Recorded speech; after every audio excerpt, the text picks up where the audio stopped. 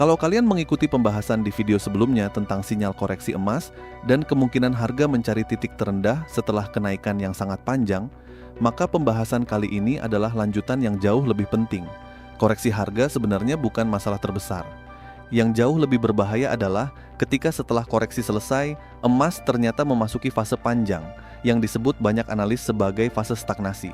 Artinya harga memang tidak anjlok dalam, tetapi juga tidak naik signifikan selama bertahun-tahun. Uang kita memang tidak hilang secara nominal, tetapi nilainya diam di tempat ketika aset lain terus berkembang. Inilah yang sering disebut sebagai opportunity cost, yaitu biaya yang tidak terlihat karena kita kehilangan kesempatan memperoleh keuntungan yang lebih besar di tempat lain. Kondisi pertama yang bisa membuat emas kehilangan mahkotanya adalah ketika suku bunga real bertahan tinggi dalam waktu yang lama. Kedengarannya memang sangat teknis, tetapi sebenarnya konsepnya sederhana. Emas tidak memberikan bunga, tidak memberikan dividen, dan tidak menghasilkan arus kas. Nilainya murni bergantung pada kenaikan harga. Ketika bank sentral di berbagai negara menaikkan suku bunga untuk melawan inflasi, maka obligasi pemerintah, deposito, bahkan instrumen pendapatan tetap mulai memberikan imbal hasil yang menarik. Investor institusi yang mengelola dana dalam jumlah sangat besar tentu akan membandingkan semuanya secara rasional. Kalau mereka bisa memperoleh imbal hasil yang stabil setiap tahun, tanpa harus menunggu harga emas naik, mengapa harus menyimpan terlalu banyak emas? Inilah sebabnya hubungan antara emas dan suku bunga seringkali saling bertolak belakang. Selama biaya memegang emas menjadi semakin mahal dibanding alternatif lain, permintaannya bisa melambat. Bukan karena emas menjadi jelek, tetapi karena kompetitornya menjadi lebih menarik. Kondisi pertama yang bisa membuat emas kehilangan mahkotanya adalah ketika suku bunga real bertahan tinggi dalam waktu yang lama. Kedengarannya memang sangat teknis. Kondisi kedua adalah ketika ketidakpastian global mulai mereda. Selama beberapa tahun terakhir dunia dipenuhi berbagai kekhawatiran, mulai dari konflik geopolitik, inflasi tinggi, gangguan rantai pasok, perlambatan ekonomi, hingga kekhawatiran resesi di berbagai negara. Dalam situasi seperti itu, emas mendapat keuntungan besar karena dianggap sebagai safe haven. Ketika rasa takut meningkat, permintaan terhadap aset perlindungan ikut meningkat, namun pasar selalu bergerak berdasarkan ekspektasi.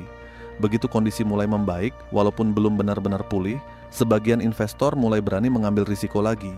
Dana perlahan berpindah ke saham teknologi, sektor industri, perusahaan yang sedang bertumbuh, bahkan aset digital yang dianggap memiliki potensi keuntungan lebih besar. Emas akhirnya kehilangan sebagian daya tariknya bukan karena berubah buruk, tetapi karena rasa takut mulai berkurang. Disinilah kita belajar satu hal penting. Harga emas seringkali tidak bergerak mengikuti apa yang sedang terjadi hari ini, melainkan mengikuti apa yang diperkirakan akan terjadi beberapa bulan atau bahkan beberapa tahun ke depan. Kalau investor percaya ekonomi dunia akan membaik, mereka mulai mengurangi porsi aset defensif jauh sebelum perbaikannya benar-benar terlihat. Itulah mengapa terkadang berita ekonomi masih terlihat buruk, tetapi harga emas justru mulai melemah. Pasar selalu berjalan lebih cepat dibanding berita yang muncul di layar televisi.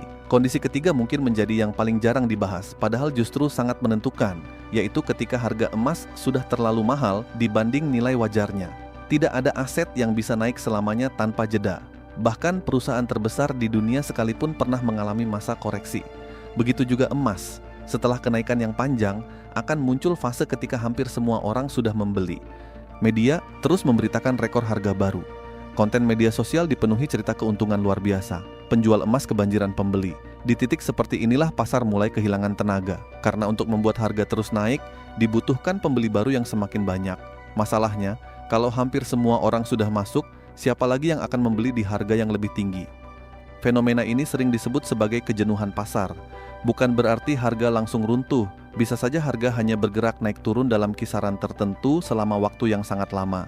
Tetapi bagi investor yang membeli di puncak optimisme, fase ini terasa sangat melelahkan.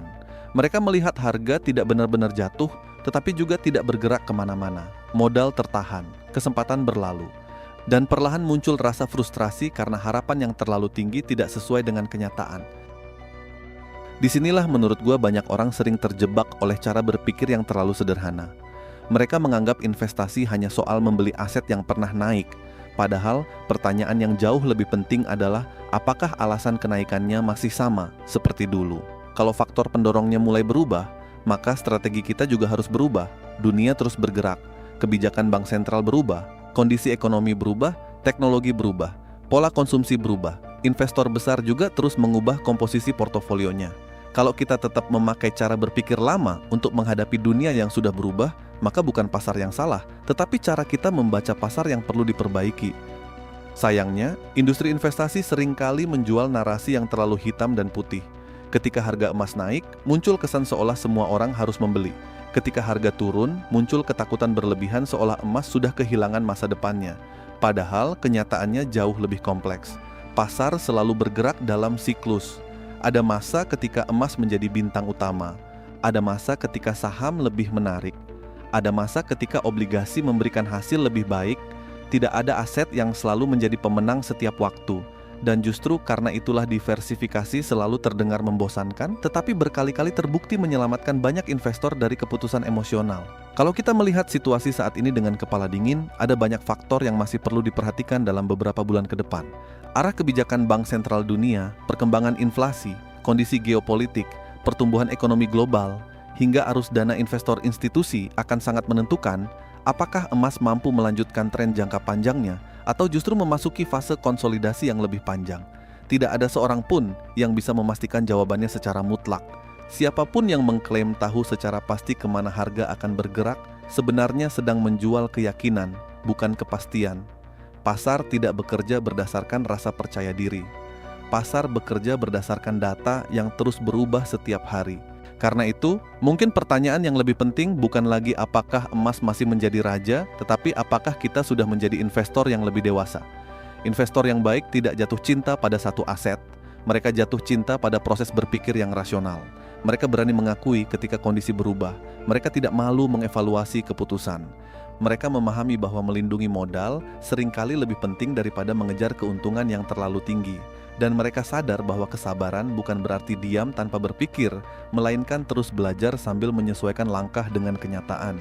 Kalau akhirnya nanti emas kembali mencetak rekor harga baru, itu tentu kabar baik bagi pemiliknya. Tetapi kalau emas justru memasuki periode panjang yang datar atau berkinerja lebih lemah dibanding aset lain, itu juga bukan akhir dunia. Selama kita memahami alasannya, kita masih bisa mengambil keputusan dengan tenang tanpa terbawa kepanikan ataupun euforia.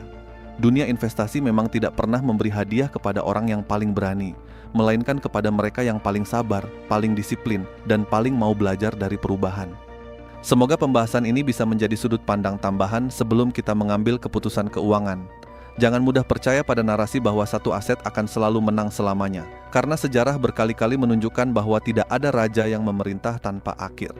Yang bertahan bukanlah aset tertentu, melainkan investor yang mampu beradaptasi. Kalau menurut kalian pembahasan seperti ini bermanfaat, jangan ragu untuk memberikan dukungan dengan menekan tombol suka, membagikan video ini kepada teman atau keluarga yang juga sedang mengikuti perkembangan harga emas, dan tentu saja berlangganan agar kita bisa terus membahas berbagai isu ekonomi dan investasi secara kritis, logis, dan tetap membumi. Sampai jumpa di pembahasan berikutnya.